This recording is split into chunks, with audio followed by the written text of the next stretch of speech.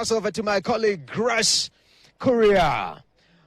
Grace, what's happening? Where are you in this city? Good morning to you and our dear viewers. My name actually is Grace Nganga. We're coming to you live from the heart of the city, that is Nairobi CBD. And it is quite a dead city, as Noah said earlier.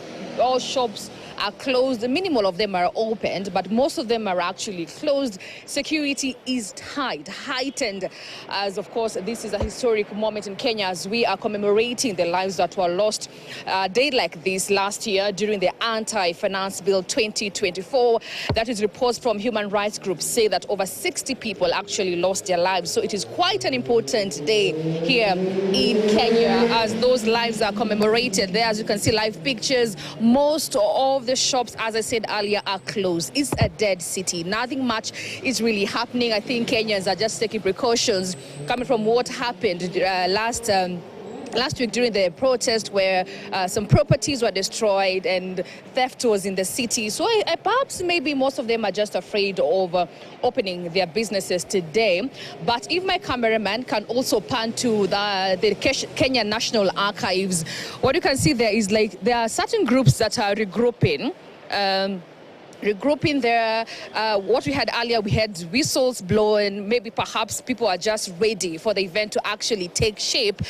As you can see, groups there had regrouped earlier, but of course, nothing really much to report for this morning, apart from saying that we are waiting to see how the day will unfold. Security is tightened in almost all corners. Remember, the National Police say, the National Police and the Interior Cabinet Secretary, that is Kipchumba Murkomen, say that they're not going to relent when it comes to ensuring that Kenyans are protected, whether the ones who are protesting and also the ones who are not going to be protesting. But also to note, most of these lines that you're seeing them, Matatu sector today, they're a bit reluctant. Most of them are not coming to town, Aseto. What we are noticing is that there are lines of people trying to commute from one place to another, but there are no vehicles available. Like I said earlier, perhaps precautions. Kenyans are taking precautions, just afraid of what really may transpire there today. But of course, from what we've heard from Gen Zs throughout the week, they're saying that their protests are going to be peaceful. They're going to be having peaceful protests.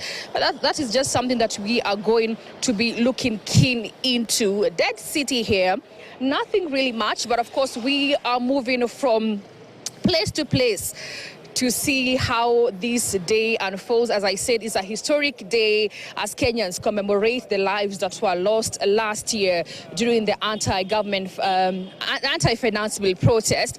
And also keep my cameraman, be watching if you can just pan around here, so that Kenyans can see how security is ready, tightened, just to ensure that Kenyans are protected. As I said, both protesters and non-protesters, the government said that they are going to ensure that security is beefed up. As you can see there, security personnel relaxing, chilling, just waiting to see how the day unfolds. Aseto, we are here camping at the CBD, and we're going to be giving you more as the day unfolds.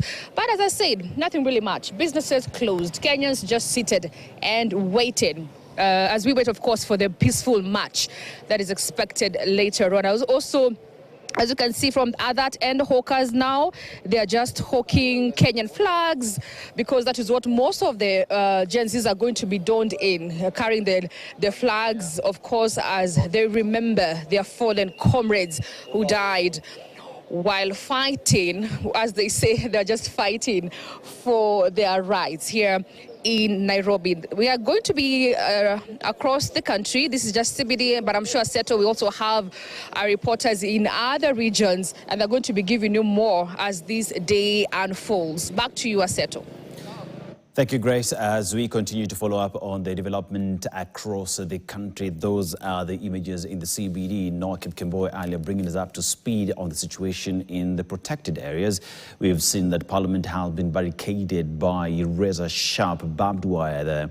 Remember that in 2024, Parliament was actually overrun by the protesters who managed to access Parliament buildings. We saw members of Parliament scampering for safety.